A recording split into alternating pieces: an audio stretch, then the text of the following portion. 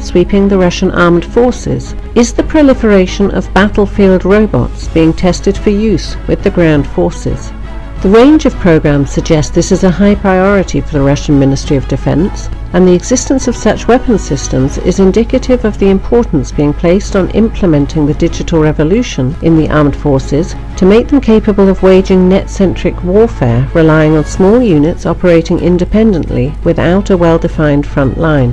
The most important robotic system under development for the ground forces is the 6-ton class Uran family of tracked vehicles, which include the Uran-6 minesweeping vehicle and the Uran-9 combat vehicle, whose armament includes a 30mm 2A72 automatic cannon, Ataka laser-guided anti-tank missiles, and Igla or Verba short-range anti-aircraft missiles, which collectively allow it to engage all battlefield targets. Russian industry also has smaller vehicles under development, such as the Nerechta and Platformer M systems, whose modular design allows them to be armed with machine guns, automatic grenade launchers, anti-tank guided missiles, and RPGs. There is even a miniature, backpack-portable, assault rifle-armed battle robot named Strelok that is capable of climbing stairs, and miniature quadricopter drones armed with grenade and flame launchers. The most ambitious initiatives include a robotic version of the BMP-3 infantry fighting vehicle named Udar and the remote control feature built into the Armata family T-14 tanks, which enables individual T-14s to be controlled by other T-14s through the provision of high-volume data links which give complete access to the sensors, weapons and controls of the vehicle being controlled. Instead of relying on satellite communications, which combines long range with vulnerability to jamming and hacking, Russian battlefield robots are controlled using short-range communications of no more than a few kilometers in range. The above-named and other systems are in advanced stages of development and troop testing. There are reports that some of the robotic weapons platforms were deployed for battlefield testing in Syria.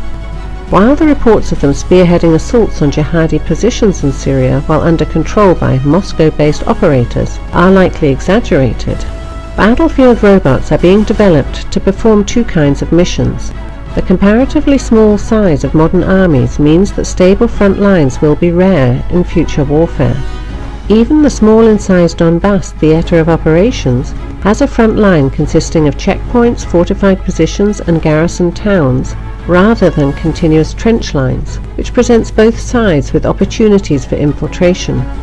It means that every unit has to worry about providing its own security and protection, both when occupying permanent positions and on the march. And the robots can provide that capability by performing surveillance and patrolling roads to discover ambushes and roadside mines. The other mission is overcoming prepared defences, including in urban terrain. The lethality of modern weapons means that offensive operations against opposing units in strongpoints or urban terrain are likely to suffer many casualties. While such resistance can be reduced through massed artillery or aerial bombardments, such tactics also cause unacceptable losses to civilian population and damage to infrastructure.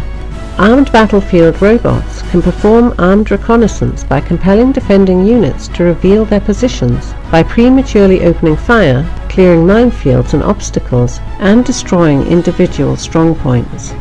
The development of a modern armour force, deployment of the Ratnik individual soldier suite, and the work on battlefield robots is aimed at ensuring the Russian ground forces can prevail not only in mobile armed warfare, but also in the positional slugfests that have characterized the recent armed conflicts around the world.